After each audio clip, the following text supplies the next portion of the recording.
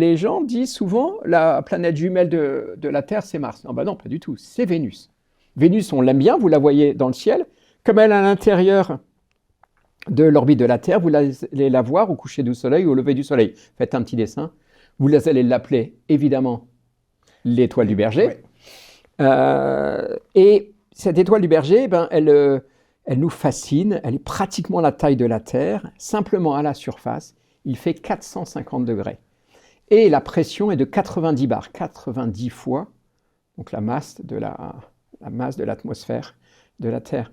C'est impressionnant. Et c'est plus chaud qu'un four à pyrolyse. Hein. Et alors, pour y aller, c'est un cauchemar.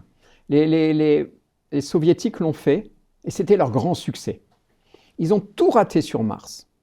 Sur la Lune, ils ont eu des belles réussites, mais malheureusement, ils ont raté le plus difficile, c'était de poser les astronautes. Et en fait, ils n'ont pas allé jusqu'au bout de l'exercice. Vénus, ils ont tout réussi. Les Américains ne se sont jamais posés. Ils ont fait des très beaux orbiteurs, comme Magellan. Et puis, Vénus, qui intéressait tout le monde dans les années 80, ça s'est arrêté. On a eu pendant 30 ans aucune mission, pratiquement. Petite mission ponctuelle. Les Japonais ont essayé avec la mission Akatsuki, là, en ce moment. Mais les Européens avec la mission Vénus Express, mais pas de grandes choses.